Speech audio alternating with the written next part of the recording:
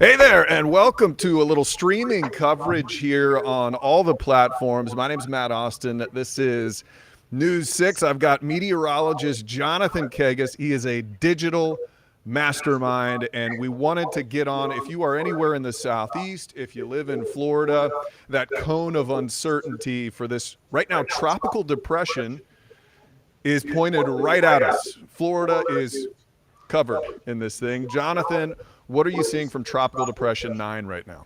Hey, so it is a mess right now, to put it lightly. I'll show you the satellite in a little bit. But the reason for the uncertain track at this time is because it's a mess. And once we see this finally consolidate, we have to wait really until Saturday night for things to start to really brew and explode, kind of, if you will, to turn into that tropical storm and become well defined. That's when we're going to get a better idea. But since we are seeing this thing so sheared apart right now, models are having trouble trying to figure out where the center is and where the storm is going to go. Yeah, but when I have looked at those spaghetti models, they seem oddly more concentrated than I would expect at this point. What, 4 or 5, maybe 6 days out at this point? They all sort of bend toward Florida, at least the important ones. They do, and they're all kind of within this cone. The cone kind of encompasses that. And I think over the last couple of runs of these models, they're starting to catch on what the steering currents could be, at least large scale. And what we're going to be looking towards next week is a huge dip in the jet stream. This dip on the eastern third of the country, really coming down into New England, is going to be the thing that helps to pull this up out of the Caribbean.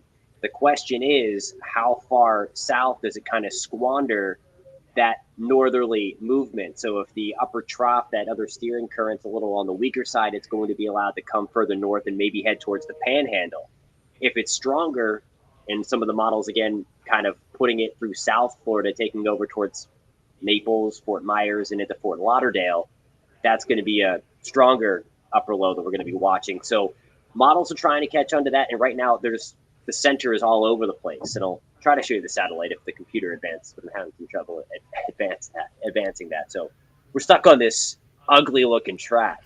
I hate when I see a track looking just like I know. this. It is the worst. And when I look at them and when I look at the models, I always hold out hope that maybe something will come in and just destroy this thing or push it out. But then when I see a 3, I can see you're tracking now. It looks like a category 3 landing on the west coast of Florida. I start to think maybe those hopes of this thing dying out are sort of dwindling. I'm always looking for the way out. One of the things, so it's like I was bringing up Dorian, and I still have PTSD with that storm. It looked like it was coming in, and then as we all know, it sat over Grand Bahama Island for like 72 hours, and then another piece of steering current came in, and then thankfully for us, lifted it fairly safely away. It did chew up the beaches quite a bit, but it could have been way, way worse. I think it was a Cat 5. But anyway, there are some things still that want to take this over central Cuba and out towards the Florida Keys and the Bahamas. And you see that reflected there in the National Hurricane Center's forecast, still accounting for that. Here is what I want to show you. This is the satellite. This is the visible satellite. You see where it's kind of like fuzzy, where that big blotch of white is? Yeah. How it's kind of to the left of where you're seeing the spin? That means that we are still dealing with wind shear. And it's actually wind shear brought on by Hurricane Fiona way up in the North Atlantic still. The upper level winds are blowing the thunderstorms off to the southwest, where the little spin is kind of drifting away from that. The question is, and one of the reasons why we're seeing so much uncertainty here, is the two really need to be located. So two things can happen in the short term. Either the cluster of thunderstorms kind of pulls its low-level center back underneath the thunderstorms, and then that becomes the dominant center, or where that spin is, fires new thunderstorms around it and then wraps everything back in. So a more northerly track is better for Florida, at least better for central Florida. If everything consolidates a little further south, kind of like the American GFS model has been hinting at, then it's going to be worse for central Florida to go out a little wider into even warmer water and then potentially come back in this way. So Yeah, the other thing I always wonder when we look at these is our chief meteorologist, Tom Sorrells, always says to us that we can tell where it's going pretty easily a few days out. But when it comes to the strength of this, there's still a lot of data to try to figure out. So it says a category 3, but that means Right. it could be anything from maybe a 1 to possibly strong. We've seen plenty of times when it says it's going to be a 3 when it gets here, and it's more like a 4. There's no question, and that's certainly in the realm of possibilities. The water, it's not just extremely warm in this part of the world, of course. It's really deep. One of the deterrents is cooler waters. I'm going to get to that question or that statement that you just brought up, Matt, in a second. That's a good point. Um, when all the waves, we saw that crazy video of that sail drone in Fiona, how obviously violent the water is. It upwells some of that cooler water, and then the storm can weaken itself a little bit. You don't have much of that going on in the Western Caribbean and Southeast Gulf. That water is not only warm around 90 degrees, but it is very, very deep. So this thing has a lot of energy to work with. There is a landmass in the way. You see most of these computer models now take it over extreme Western Cuba, but there's not much of it there. All the mountains are on the southeast side, and it wouldn't be over land for very long to really impact it. But man, when you bring up these models, I'm going to try to talk a little lower because everybody is saying I'm echoing, I think, off of your camera right now.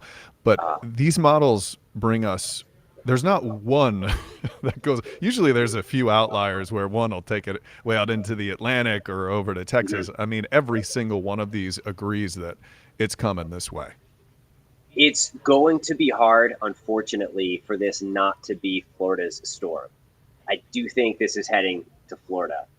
There's very minimal ways out at this point, unless we see that little spin really go rogue from its thunderstorms and then move up towards central Cuba and then maybe bookending out towards the Atlantic over the Gulf Stream near the Bahamas. That is the only way out at this point. In terms of Florida, you see there, yesterday we had models as far west as Texas or New Orleans. That has gone away. And I really do think it's because the models are finally picking up, at least on the large scale steering features. Now there are some smaller scale things in play that we're going to get more clarity. The first Hurricane Hunter mission into Tropical Depression 9 starts tonight. They take off at 5:45. That's going to be critical data. And then there's another one overnight, really at I believe 5 in the morning tomorrow. So we're on News 6 tomorrow morning. We're going to be showing that data, and that's going to go into tonight's model runs and tomorrow's model runs. So we should see these tighten up more. I guarantee you they're going to be more all over the place at that point, but we should see these continue to tighten up. And as a lot of people have said, there's still a lot of time to kind of look at this. The weekend's going to be beautiful. It's just something to have in mind that there could be a pretty strong hurricane on the southwest coast of Florida. One of my wife's friends took a picture. She was in that drive-up line at Target, and she took a picture of the car in front of her. That person in front of her, their entire back of their the entire back of their car was water bottles and all sorts of necessities. So it is early, but it is not a bad time to start preparing. Hey, I want to give a shout out to some of the people who are joining us, and I can hear myself echoing, so I'm going to talk low. Jason Geller says, I've lived in Central Florida a long time, and from experience, no news station does a better job with hurricane coverage than News 6. That is my guy. Appreciate that. Michael Phillips saying, Tom is the best. He's our chief meteorologist here. He has been through so many storms, and he's the guy we all kind of look to. And our weather team with Jonathan and Candace and Troy Bridges, they're just second to none. That is for sure. And as people are looking, okay, so you kind of mentioned Jonathan Charlie. Charlie is like a name of a hurricane that everybody around here thinks about and talks about. And when they swing up kind of underneath us like that, that's what they compare it to. Is that a similar track to what they're calling for here? It is a similar track, but I would caution, just because what happened in Charlie was it was expected to go a little further north, and then it found something. It was a very tiny storm, so really any kind of thing that it finds to steer it one way, it's going to move it. So there's a little difference. It's not going to be the same storm. We always say that every storm is different. So it's not going to be another Charlie. It may be as strong as Charlie when it makes landfall, but Charlie got picked up by an upper low and just raced through Central Florida. So you not only had its ridiculously strong winds, it didn't weaken quick because it was moving so fast. And you had the forward speed of the storm, really adding insult to injury. So the track similarities, yes, I wouldn't necessarily compare it to Charlie, especially in this stage of the game. It's hard to compare storms. Track's okay, but I wouldn't compare it to Charlie. Yeah, was that the deal with wasn't it like kind of like a tight little wound up thing rather than It some of was these mean. big like Fiona is kind of humongous. Yeah, and they get kind of bullied a little more if they're tiny. They find something, and the one thing people have to remember too when we're talking about forecasting these things is you can't sample every little piece of the atmosphere with these drop zones that hurricane hunters are doing, or with the balloon launches happening on land. And if these smaller storms, they're more susceptible to kind of bouncing around in some of the erratic motion. So like with Irma, it was a huge storm, and so there were differences there. Track was pretty solid on that one. And again, Dorian was a big one too, but it was kind of in the middle of two things, and it missed its ride out, and it stayed over there until something else could pick it up and take it away from Florida. So each storm is different. Each thing that kind of steers it, they kind of have their own personality, I like to say. Yeah, Michael Phillips saying, "Doing a great job, Kegges." I like that. Thanks, Michael. Kegges is a good shorthand for you, Jonathan Kegges. There you go. He also says it's his birthday. Happy birthday to you, Michael That's Phillips. awesome. Hopefully you can dodge a hurricane on your birthday there. Paula is saying she has Charlie PTSD. That was 2004. I was just a baby. I think I was just getting out of college when that happened and living in West Palm Beach. So it was, wasn't it Charlie, Francis, and Jean that year? Wasn't that the same? It was like the worst hurricane season in Florida's history. Then you had obviously Ivan did the Panhandle. Yeah, which was brutal. Which is crazy. Cat 5, yeah. Insane. Jason Geller saying, I remember Charlie also took a last-minute turn to hit Orlando.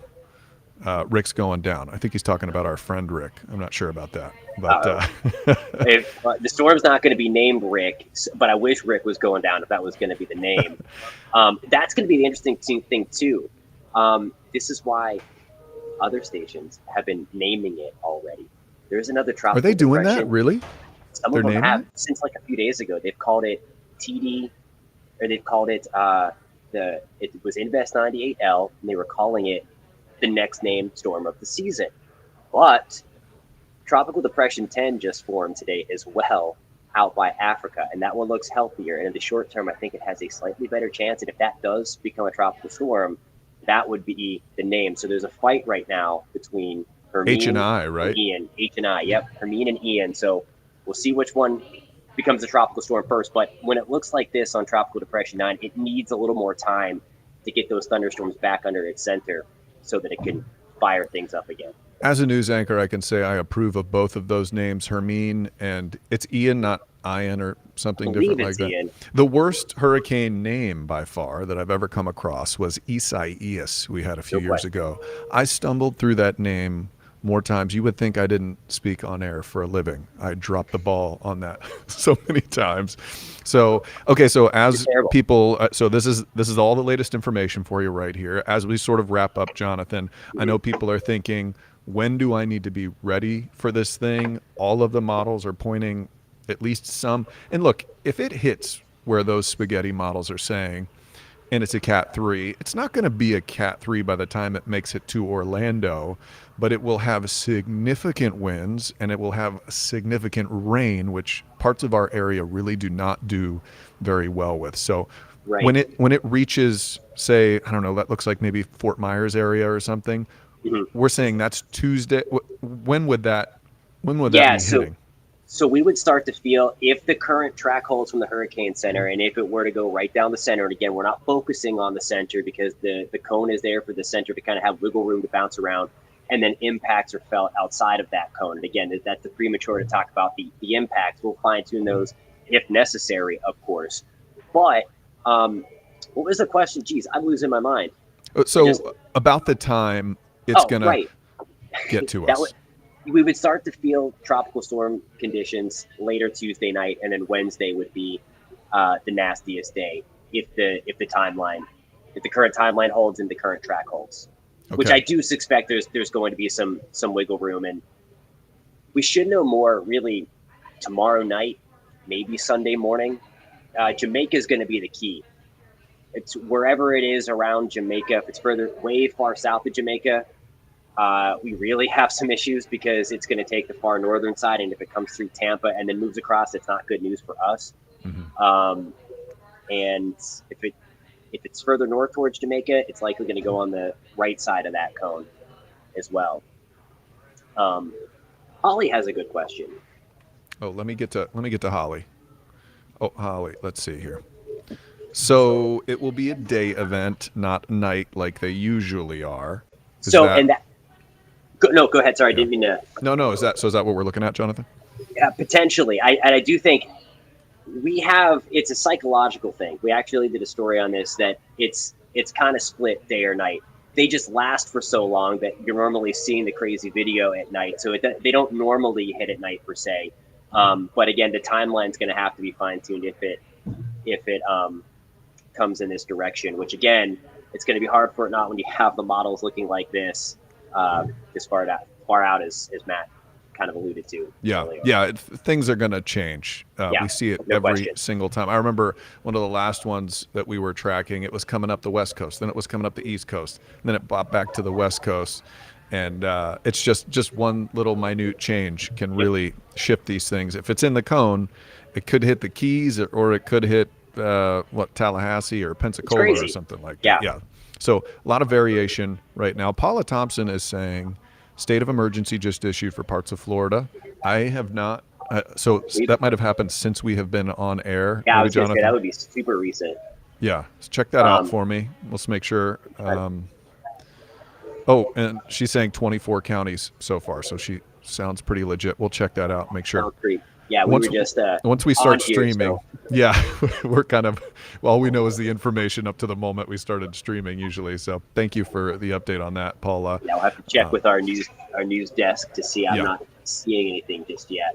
So it could be either Ian or it could be Hermine here. Yes. And News 6 is going to keep tabs on this all the time. We'll be doing updates like this constantly for you just to keep tabs on everything. Again, it's way far out, but I am a little bit stunned at the agreement here that I'm seeing with all those spaghetti models. Normally the cone by this point is like, it could be Florida and, Louisiana right now, but they seem to, they are worrying me with the degree of agreement right now, Jonathan.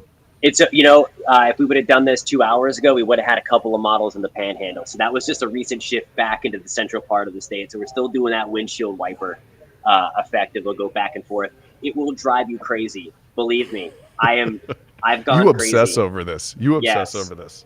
So you were okay. You were up like late last night when you were listening to the alerts. I have heard this from a source in the newsroom, and these are the kind of things that like you really obsess over as a meteorologist, maybe even more than some meteorologists, Jonathan. I've got a problem, and I wish it was just more cowbell, but no, I just, it was such a quiet season until it wasn't. It's like that poetic, but we always talk about it always takes one, and I am just hoping and praying that this is not the one, and we somehow kind of split the difference, and this goes out over the Florida Straits and does not come here. But as you clearly see again, at this point, that does not look likely. Yeah, and if I can just tell a brief story, Sure. Your wife also works in this newsroom, and she was saying she woke up to you on your phone at like 3 this morning, and you were checking radar, and she was like, "Oh man, it woke me up," and I was like, "Well, it could have been a lot worse." He could have been messaging a woman. And Hermine, I'm like, Hermine is not the worst person for him to be checking up on at 3:30 in the morning. So I had your back. I had your back, Jonathan. Thanks, man. I appreciate it. I know. I need to stop sometimes. It's hard, though, when you're really passionate about something. Prepare, don't panic, Judy. I love that.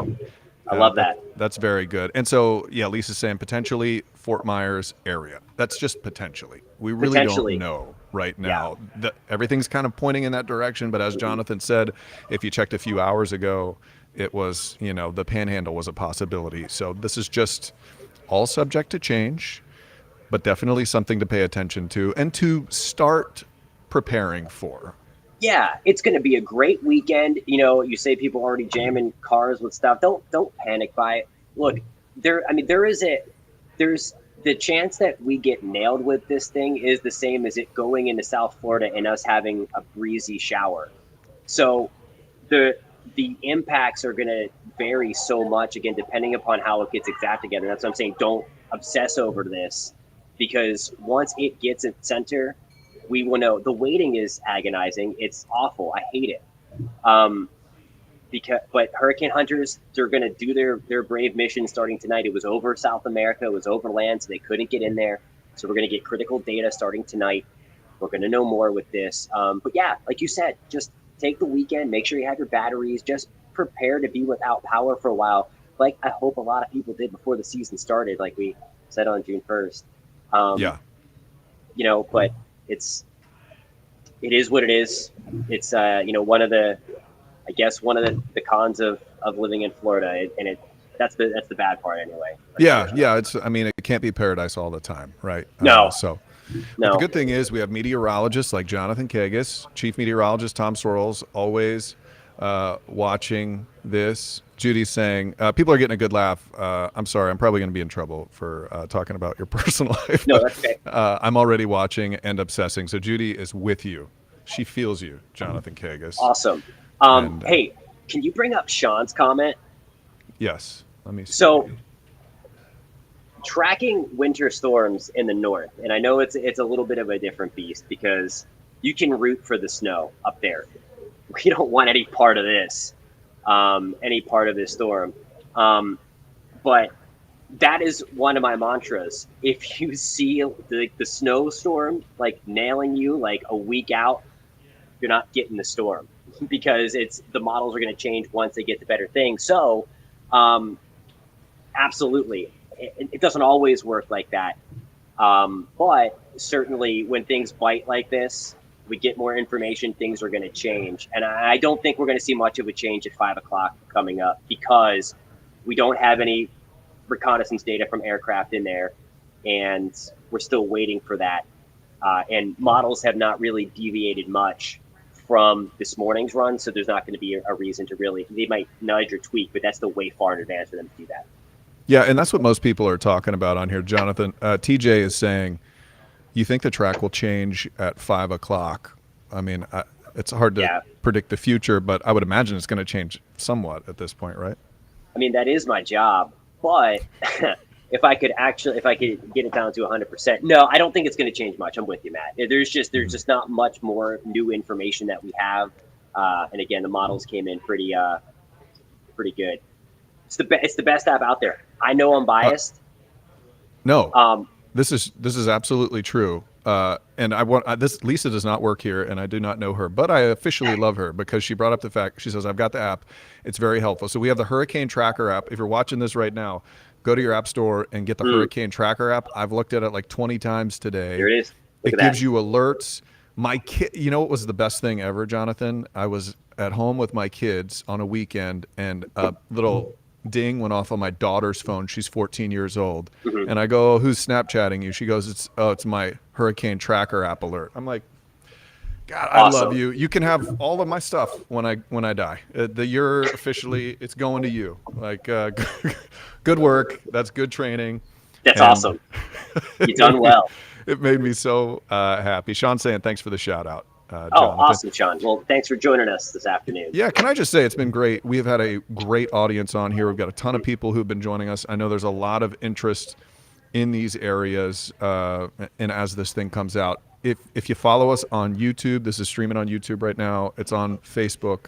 Clickorlando.com and our apps are always good places.